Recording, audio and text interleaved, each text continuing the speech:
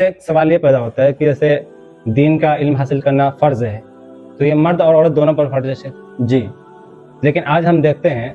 علم حاصل کرنے کے لیے جہاں لڑکوں کو زیادہ ابھارا جاتا ہے، جیسے کسی یونیورسٹی میں جانا ہے تو لڑکوں کو ہی بھیجا جاتا ہے، لڑکیوں کو نہیں بھیجا جاتا، کہا جاتا ہے کہ لڑکی بس گھر کے کام کے لیے ہی ہے، گھر میں ہی برتن صاف صفائی کریں گے، باقی یہ باہر نہیں جا سکتے ہیں۔ اس پہ آپ کیا کہیں گے؟ دیکھیں، یہ بھی سوچ غلط ہے، اور یہ ہمارے قوم کی ایک بہت بڑی غلطی بھی ہے، اور ہمارے اندر یہ کمی بھی کہی جا سکتی ہے، کیونکہ جناب محمد رسول اللہ صلی اللہ علیہ وسلم کی زندگی کو دیکھے، صحابہ اکرام کی زندگی کو دیکھے، تو جہاں صحابہ اکرام رضی اللہ عنہم نے دین حاصل کیے ہیں، وہاں صحابیات نے بھی دین حاصل کرنے میں بڑی قربانی دی، انہوں نے بھی دین کے اہم علم رکھے ہیں، جیسا کہ اکثر روایات میں آپ کو ملیں گے امی عائشہ صدیقہ رضی اللہ عنہ، جب آپ 18 سال کی عمر کو پہنچے، 17 یا 18 سال کی عمر کو، تو آپ صلی اللہ علیہ وسلم کا وفات ہو چکا تھا، اور اس کے بعد آپ کی پوری زندگی قوم کی خدمت میں لگی، اور آپ نے جو کچھ علم آپ صلی اللہ علیہ وسلم سے سیکھا تھا وہ قوم کو پہنچانے میں اپنی زندگی صرف کی۔ یہ اس زمانے کی بات ہے جب اتنا فتنہ نہیں تھا، سوشل میڈیا کا زمانہ نہیں تھا، لیکن آج ہر جگہ برائیاں عام ہیں، اس دور میں کیسے مطلب؟ تو یہ بات میں نے اسی لیے کہی تھی کہ ہمارے قوم کی غلطی ہے کہ ہمارے قوم عورتوں کے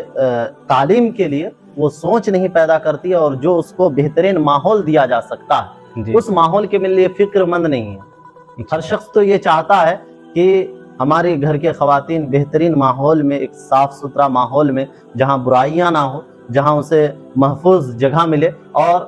پاک دامنی کے ساتھ وہ علم حاصل کرے، وہ سب سوچ رکھتے ہیں، لیکن اس کے لیے جو اقدامات ہو سکتے ہیں اس کی طرف غور و فکر نہیں کرتے ہیں۔ کوئی یونیورسٹی، کوئی ایسا مدرسہ جہاں پردے کا انتظام ہو، معلمات ہوں۔ جی، یہی میں کہنا چاہ رہا ہوں کہ اس طرف اگر غور و فکر کریں گے، اور ایسا منظم ماحول یونیورسٹی کا، کالج کا اور اسکول کا اگر آپ رکھیں گے جہاں پر اسے پردے کے ساتھ اور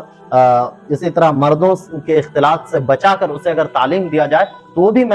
علم کے میدان میں بڑے کارنامے انجام دے سکتے ہیں۔ اور آج ضرورت بھی ہے، مثلا آپ اپنے گھر کے خواتین کا اگر علاج کروانے کے لیے لے کے جا رہے ہیں، تو لیڈیز ڈاکٹر نہ ملنے کی وجہ سے آپ کو مرد ڈاکٹر کے پاس جانا پڑتا ہے، وہاں بڑی بے حیائی اور بہت زیادہ ذلت اور رسوائی آپ کو جھیلنی پڑتی ہے۔ اس کی یہی وجہ ہے کہ آج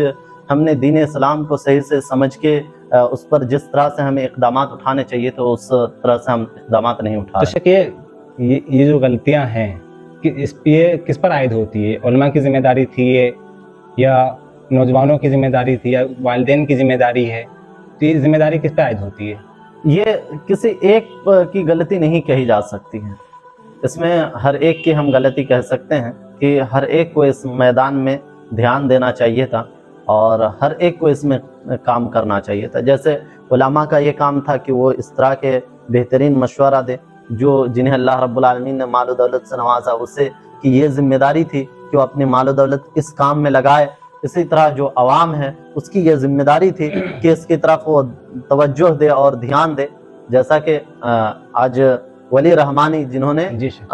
سوشل میڈیا پر ایک پوسٹ ڈالا اور اس کے ذریعے سے کروڑوں کے روپے ان کے ہفتے کے اندر جمع ہو گئے، تو یہ جذبہ تھا اور